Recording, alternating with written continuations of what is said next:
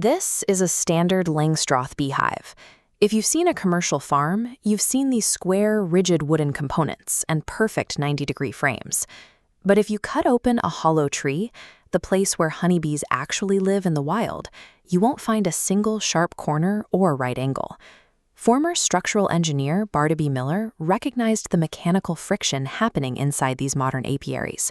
We spend an enormous amount of energy trying to force a round tenant into a square house. The stakes for this geometric mismatch are severe. Poorly supported honeycombs can collapse under their own weight during the summer heat, and in the winter, entire colonies can freeze to death just inches away from their food stores. To keep a colony thriving through extreme seasons, we have to stop looking at them as industrial agriculture and start applying structural engineering to match the bees' biological blueprints. To understand the architecture, you have to understand the building materials. At 95 degrees, fresh beeswax turns into a soft, pliable plastic. That makes it incredibly vulnerable to shear stress if it isn't supported correctly. Look at this diagram. In engineering, this is known as a catenary curve. It's the shape a heavy chain naturally takes when suspended from 2 points, and it is nature's strongest design for distributing hanging weight through tension. A horizontal top bar hive borrows this exact math. Instead of a square box, the hive is built with sidewalls slanted inward at precisely 22.5 degrees. Because the walls slope, the bees use gravity to hang their combs straight down. The angle tricks their instincts, causing them to leave a tiny, unbroken gap of exactly 3/8 of an inch, known as the bee space, between the comb and the wood. This precise geometry solves 2 massive problems at once.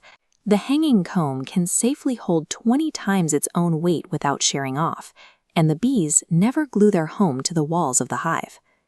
When the spring basswood trees bloom, the hive turns into a high-speed manufacturing plant. Nectar starts pouring into the colony at 5 times the normal rate. But this sudden abundance creates a logistical crisis. The foragers start dumping the incoming nectar in the closest available space, the brood nest. The receiving dock gets entirely blocked, leaving the queen with nowhere to lay her eggs. Beekeepers call this getting honeybound. The frustrated colony solves the congestion by packing their bags and taking to the sky. To keep the workforce intact, we have to manipulate the factory floor space. We physically slide an empty wooden strip, a bait bar, directly into the center of the congested brood nest. Bees cannot tolerate a structural void in their living space. The gap triggers their masonry instincts, forcing them to rapidly build fresh comb, which acts as a high-speed off-ramp for all that incoming nectar. By actively dropping these structural voids into the hive at the right time, we give the workforce an immediate construction project. It clears the bottleneck and completely shuts down the urge to swarm. Now look at this landscape. A sub-zero Wisconsin winter is the ultimate environmental stress test for any physical structure. There is a common assumption that bees act like a furnace for the whole wooden box. They don't.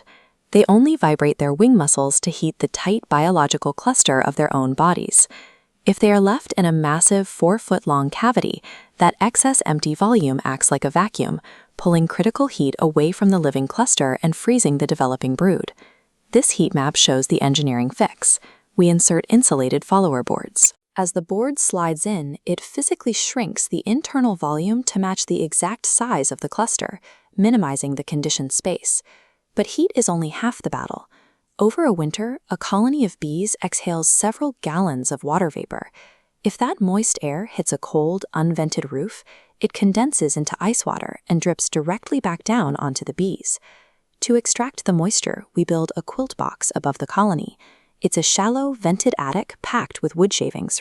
The shavings act as a thermal sponge, trapping the precious heat while allowing the deadly water vapor to safely evaporate out the top. A bee can survive extreme cold, but it cannot survive being cold and wet. Surviving the freeze requires engineering precise thermodynamic zones that lock in heat and pull out humidity. The result of this methodology is a self-cleaning, highly resilient hive. It produces pristine, golden honeycomb that is completely free of the harsh synthetic chemicals usually needed to keep a struggling colony alive. Stewardship relies on recognizing the existing natural order rather than attempting to dominate an ecosystem with industrial constraints. Aligning human engineering with the architectural mechanics found in nature cultivates a resilient, lasting legacy.